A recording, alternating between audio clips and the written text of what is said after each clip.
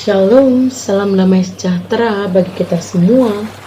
Saudara-saudari yang terkasih di dalam nama Tuhan Yesus Kristus, yang menjadi bahan renungan kita untuk renungan tiap hari ini, diambil dari Filipi 3 ayat 12 sampai dengan ayat yang ke-14. Berkata demikian bagi kita semua. Bukan seolah-olah aku telah memperoleh hal ini atau telah sempurna, melainkan aku mengejarnya. Kalau-kalau aku dapat juga menangkapnya, karena aku pun telah ditangkap oleh Kristus Yesus. Saudara-saudara, aku sendiri tidak menganggap bahwa aku telah menangkapnya, tetapi ini yang kulakukan. Aku melupakan apa yang telah di belakangku dan mengerahkan diri kepada apa yang di hadapanku dan berlari-lari kepada tujuan untuk memperoleh hadiah, yaitu panggilan sorgawi dari Allah dalam Kristus Yesus. Amin. Sedemikian jauh firman Tuhan yang jadi renungan kita pada hari ini. Saudara-saudari yang terkasih di dalam nama Tuhan Yesus Kristus, adakah kita saat ini mengalami fobia akan sesuatu? Adakah kita takut akan satu hal karena apa yang sudah terjadi di masa lalu? Seorang Margot Walk pernah bercerita kepada wartawan setelah ia berulang tahun ke-95. Ia bercerita tentang pengalaman yang luar biasa di masa mudanya. Pada saat itu, dia bertugas sebagai pencicip makanan Adolf Hitler. Ya, sang Adolf Hitler sangat takut diracuni oleh musuhnya, sehingga ia memperkerjakan 15 perempuan untuk mencicipi makanan yang akan disantapnya. Kemiskinan dan kesulitan pada masa peperangan memaksa Margot untuk mengambil pekerjaan itu. Dan saat ia melakukannya, ia selalu merasakan ketakutan. Ia kemudian bertanya dalam hatinya ketika akan memakan makanan itu, apakah ini akan menjadi makanan terakhirku? Selama puluhan tahun, ia terus mengalami teror kengerian.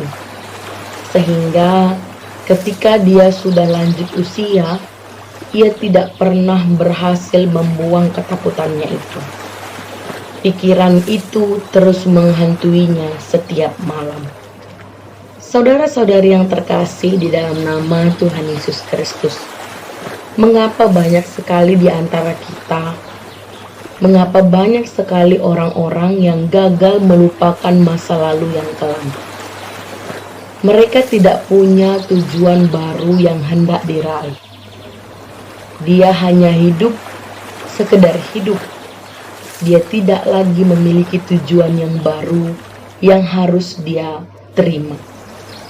Kalau kita lihat kehidupan seorang Saulus, masa lalunya gelap. Ia sangat beringas, penuh dengan kekerasan. Ia menangkap, menganiaya, memenjara banyak orang Kristen mula-mula. Dulu ia yakin pengikut Yesus itu adalah musuh Allah. Jadi ia merasa bahwa mereka harus dibasmi. Namun hidupnya berubah ketika Yesus menjamahnya. Saulus kemudian memperoleh pengampunan. Ia menerima hidup baru, tujuan yang baru. Ia mendapatkan panggilan untuk melayani dan memberitakan Injil keselamatan kepada bangsa-bangsa non-Yahudi. Bukan dengan kekerasan, tetapi dengan kasih dan pengorbanan diri.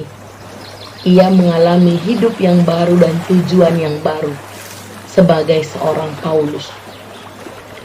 Saudara-saudari yang terkasih di dalam nama Tuhan Yesus Kristus, bila masa lalu kita gelap, penuh dengan penderitaan, tidak cukup hanya berusaha melupakan, Kita perlu Yesus memberikan hidup baru dan memampukan kita untuk menangkap tujuan yang baru, yaitu menjadi berkat bagi orang lain di sekitar kita.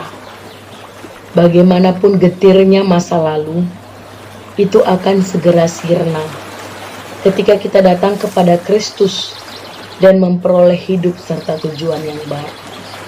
Terimalah Ia di dalam hati kita dan teladanilah Dia dalam kehidupan kita. Tuhan Yesus memberkati firman-Nya. Tuhan Yesus memberkati kita semua. Amin. Terima kasih sudah mengunjungi channel ini. Jangan lupa tekan tombol subscribe, like, dan komen. Juga jangan lupa tekan tombol loncengnya supaya selalu dapat notifikasi. Tuhan Yesus memberkati.